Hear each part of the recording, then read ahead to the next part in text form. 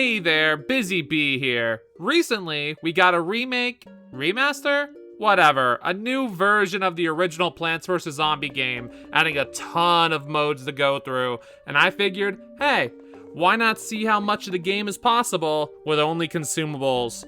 The rules are simple. I have to try to beat every single mode that allows me to use consumables. Specifically, all of these consumables. Sun-producing plants, lily pads, and pots are allowed as well, just like in the previous runs I've done before. And at the end of it, we'll all see exactly how much of the game was beatable. With that all said, let's begin. Adventure time, come on, grab your friends, we'll go to very distant lands. First up, the adventure mode, and well, I'm not really gonna cover it here. So you see, I already did a run of the original game last year, and I recommend checking that video out if you want to know how I got the results I did, so go on check it out if you haven't. Heck, I'll give you a bit to go check it out so you're not spoiled. Go on. Okay, you're back? You never left? Okay, well it's 45 out of 50 levels. Yeah, one less than last time because the final boss got patched and we can't do one lane anymore. What a shame. Also, these games on screen aren't even attemptable because of a lack of usable consumables in the first place, the gimmick relying around another type of plant, or conveyor level that gives me nothing to work with. Which is a lot, but oh well. Let's see what we can do now, starting with... Here we come, the whack-a-moles popping out of our holes. Sorry, pal, you can't catch me. Oh no, a mystery! Zombotany feels like it was made for this run, as there's two enemies, a pea-shooting zombie and the walnut head zombie. Neither of them counter potato mine and the like. Where the mushroom plants can still be hit, none of them are outright beaten by these zombie plant hybrids. I was able to beat it on my first try. Heck yeah! Walnut bowling. As said in my first video, these walnuts sure are consumable and one-time use, therefore, it's valid. And compared to the normal story mode, this bowling game is a little tough and I have to pay serious attention at times. But this was made for just the walnuts, so of course it's speedable. Invisigool has the zombies, well, invisible. Come on guys, in the name of the... And unfortunately, our only lines of defense for consumables is hoping a conveyor belt gives us squash to flatten them and ice shroom to slow them down. So, yeah, I'm surprised we made it halfway, to be honest. Big Trouble Little Zombie has massive amounts of little zombies running down the lawn, and all I have to defend myself is cherry bombs. They're extremely effective, but eventually the belt is gonna clog up and I will get unlucky and lose some mowers. But luckily, since I was able to stall just enough, no zombies came down the top lane where I lost my mowers at the end, meaning it was a pretty easy cherry bomb sweep at the end. Woo! Call 'em like you see 'em. This sucks so much. So the thing about this is, there is massive amounts of zombies coming down the lawn, but that's because normally, for every plant you place, it'll place it in all 5 lanes. Simple, right? Well, no, because we only get one set of potato mines at the start and gotta hope desperately for some squash and play the crazy Dave for some jalapenos. I spent a couple hours just getting wrecked at the end of the game, if I even made it past halfway. But eventually, I had a jalapeno on a stick at the end and just waited until I pulled the second one, securing my victory.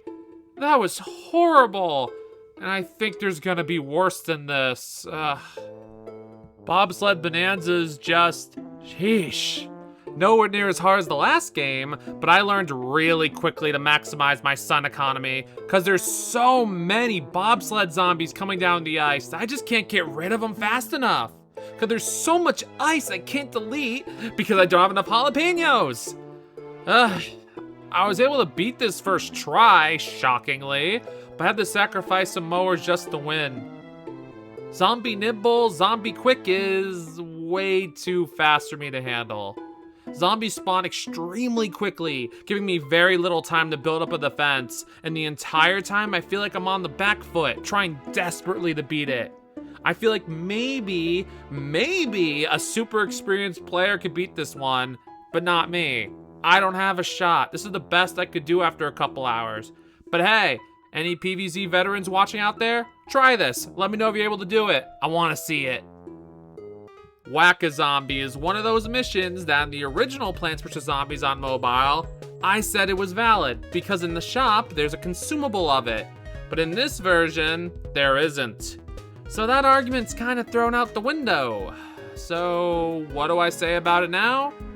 Well, I'm gonna leave that up to you. You tell me if it counts or not as consumable. I can see both arguments, however, I am leaning towards no myself. Last stand, we have 5,000 sun to protect us against 5 waves of zombies. The first wave is no issue at all, but by the end of the second wave, we're running out of sun. And after struggling to get past the third wave at all, we're screwed. Could argue that I could have used my sun better, but nah man, without mowers, I wasn't gonna be able to get past this one, sadly. At best, I'd get past the 4th wave. 5th wave's impossible. Zombotany 2. Now with Big Walnuts, Gatling Pea, and the actual threats, Squash and Jalapeno. Those 2 can just outright cancel my entire defense with a lane wipe and Squish. And since it's the sequel, there's more zombies coming down the lanes. But luckily, the same old strat works, and we're able to build up a ton of sun. So outside of me spacing out at the end and losing a mower, we win no problem.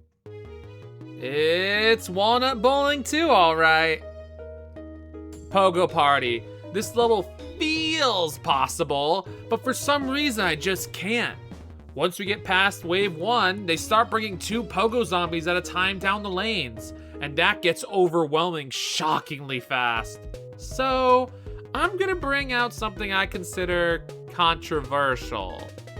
This is Imitator, and he essentially doubles one of our plants. Same recharge speed, sun cost, effect, everything.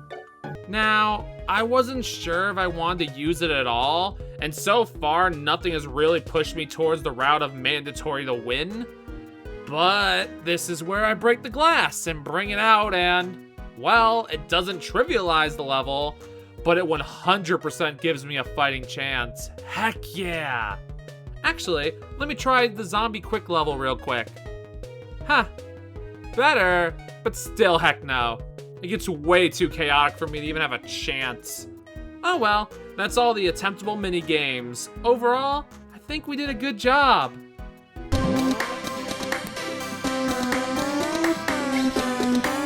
Light that burns the sky? Rebombi, please survive, please! I'm gonna go over all the survival days a little quickly because, well, there's not much to say. All 5 of the normal survival days are beatable as long as you make sure your sun economy is extremely strong. As for hard, no, not at all. It's way too difficult and overwhelming. It's hard enough with normal plants, but these? Heck no. And that covers all the side modes. But there is some other levels we can attempt. For example, we can go into the achievements list here and scroll all the way down until...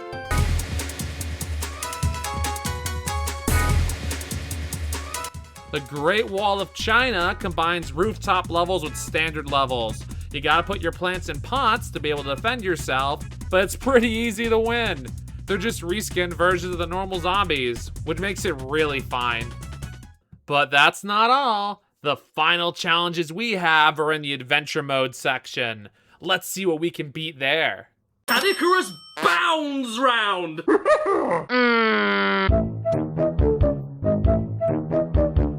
Art Challenge Walnut, as well as Sunflower, isn't even attemptable. As for Sunny Day, well, we got Giga Sun, giving us a lot more sun to work with. But because of that, we get swarmed by more zombies. Doesn't make it hard though. Unsodded is chaos, because we can't plant anything on the top and bottom lanes. And we have to have double cherry bombs to even stand a chance at survival. Using our Doom Shrooms at just the right time and freezing zombies when needed makes it possible, but sheesh was it hard. Big Time is, well, weird. My sunflowers are double in size and give double the sun, but nothing else changed. Huh, weird. Oh well, the level is super easy. Heck, I built an insane defense to the point of wasting cherry bombs out of boredom. Next. Air Raid. What starts as an intense and close to losing mowers every second turned into very, very boring. Just waiting for the balloon zombies to get close enough to the mowers to then throw down a blower. If you're struggling with this level, just do what I did. High Gravity, sadly, is also really boring, because gravity cannot impact the pure, raw essence that is Consumables. Again, if you're struggling with this one, just copy the set I'm using. It's super easy. Grave Danger. Finally, a level where Gravebuster gets to show off a little. Graves keep popping up throughout the night, so we gotta break them while defending the lawn. I'd say this adds challenge to the level, but honestly it doesn't. A lot of easy stuff lately. And that's the end of the bonus levels, as Can You Dig It and Dark Stormy Night aren't really attemptable. All that leaves now is Cloudy Day.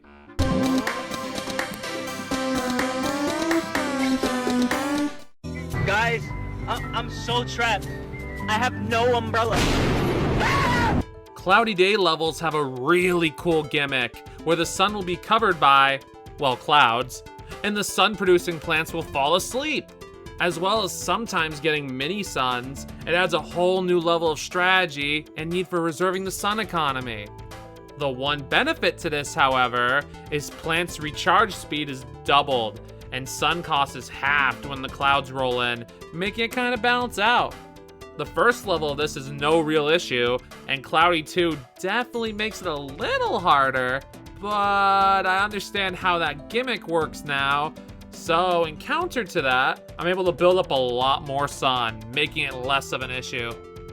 Cloudy 3 is easier than the first level, but Cloudy 4, I discovered how fast and cheaply I can plant absurd amount of potato mines, which is great because the difficulty jumps up a lot, sending way more zombies down the lawn, and they're even able to get some of my sun producers.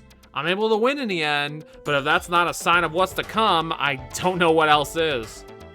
Cloudy 5 introduces the pool into the mix, as well as bringing back the dang Zomboni zombies. Ugh. Luckily, the Tangle Kelp is just as low sun cost as potato mines, so whenever the sun goes down, we spam the heck out of it in the pool. Level's not too bad, but it's already starting to become a lot. Cloudy 6 is a bit harder than 5, but doesn't really add anything beyond bigger hordes.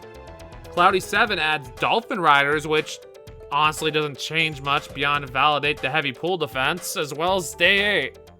But on to Cloudy 9, where we're back to the rooftops. Yay, we get to use pots, wahoo! Get to deal with the annoyance of the catapult zombies too. No grabby ones yet though, so at least that's something. Overall, not too bad, but it's the rooftops. It's gonna get way worse. Oh great, it got worse! Cloudy 10 ups the ante with how many zombies come flying at ya, and I'm starting to feel like 2 lanes of sunflowers isn't enough, because I'm running out of sun fast, and I only won at the end because of my mowers. Oh, this is not good. Cloudy 11 brings us the Gargantuars, which is both a good and bad thing. Bad because it takes 2 consumables to deal with, as well as 1 for the imp, so honestly 3.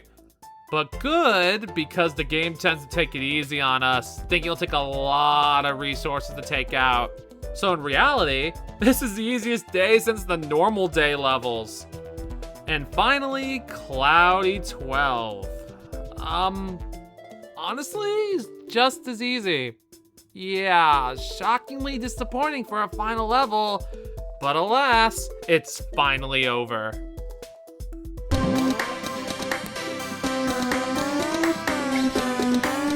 And here are the results.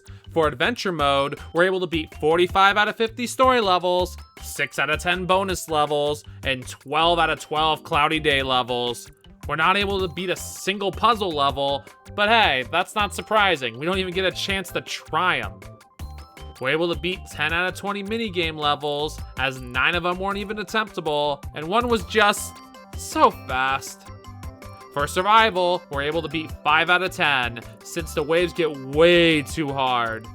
And finally, we're able to invade China with no issue. Thank you all so much for watching. Even though on release this game had issues, it was a ton of fun to go back and play the game I grew up loving with some more modes and features. Still waiting on Plants vs. Zombies 3 to release, but when it does, it's going down. Anyway, please like, comment, and subscribe, because this has been Busy Bee. Peace!